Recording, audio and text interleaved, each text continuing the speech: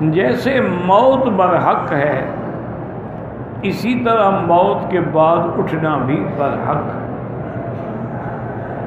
اور موت جو ہے وہ ہر انسان پہ، ہر ذی روح پہ، ہر ذی جان پہ، ہر مخلوق پہ آئے۔ کل من علیہا فان، جو بھی آیا اس پہ فنا۔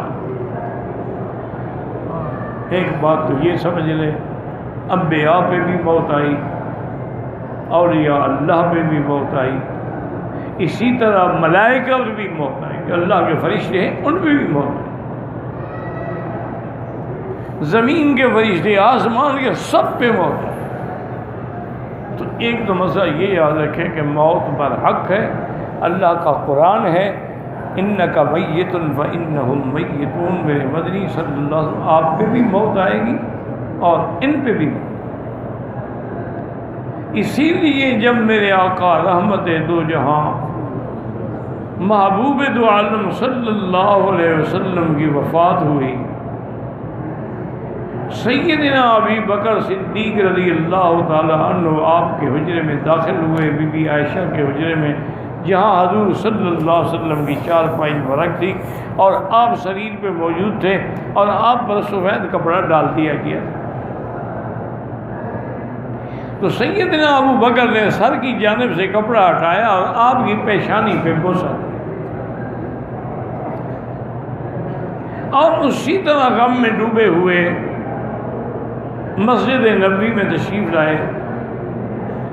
اس وقت عالم یہ تھا کہ صحابہ کے دماغ الٹ گئے تھے، کوئی ماننے کے لیے تیار نہیں تھا کہ اللہ کے نبی پہ موت آ گئی، حتیٰ کہ سیدنا عمر بن الخطاب رضی اللہ تعالیٰ عنہ تو اتنے جوش میں آئے کہ مسجد نبوی میں تلوار کھینچ کے کھڑے ہو گئے کہ جو کہے گا حضور پہ موت آ گئی میں اس کی گردن اڑا دوں گا۔ اللہ کے نبی پہ موت کیسے ہے؟ جب آپ کی نبوت قیامت تک ہے، زندگی بھی قیامت تک ہے۔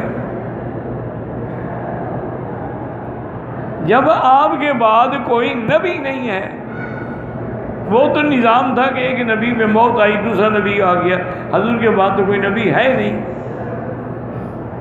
اس لیے حضرت عمر کو دماغ میں یہ شبہ ہے۔ سیدنا ابی بکر صدیق رضی اللہ تعالی عنہ بڑے سکون سے، اطمینان سے، چونکہ اللہ نے حضور کے بعد خلافت کا کام حضرت صدیق سے لینا تھا، تو ان کو حوصلہ بھی دے دیا، ہمت بھی دے دی، طاقت بھی دے دی۔ انہوں نے خطبہ پڑھا، سارے صحابہ جمع ہو گئے۔ خطبہ پڑھنے کے بعد انہوں نے اعلان کیا کہ بات سن لیں، من کان یعبد محمدا فإن محمدا قد مات۔ تم میں جو لوگ حضور کی عبادت کرتے تھے، حضور کو سب کچھ سمجھتے تھے، حضور کو نعوذ باللہ خدا مانتے تھے، اللہ کے نبی پہ تو موت آ گئی۔ ومن کان یعبد اللہ، اور جو اللہ کی عبادت کرتے ہیں، ان اللہ حی لا یموت، اللہ کی ذات ہے جو ہمیشہ زندہ رہے گی، جس پہ کبھی موت نہیں آئے گی۔ اور آپ نے پھر یہ آیت پڑھی، وما محمد الا رسول قد خلت من قبلہ الرسل۔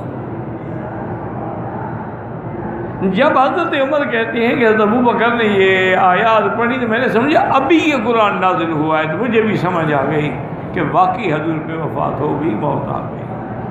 تو جب حضور پہ موت آ جائے تو اور کون بچ سکتا ہے پھر موت سے؟ اسی لیے میرے مدنی پاک نے فرمایا تھا کہ اگر کسی کو کوئی صدمہ ہے، اولاد کا، بیٹے کا، بھائی کا، بیوی کا، باپ کا، تو میری موت کو یاد کیا کرے کہ اگر مجھ پر موت آ سکتی ہے تو ان پہ کیسے نہیں آئے گی، تو اس کا غم جو ہے وہ ہلکا ہو جائے گا۔ تو ایک مسئلہ تو یہ دماغوں میں رکھ لیں کہ موت برحق ہے، اس سے کوئی بھی نہیں بچ سکتا۔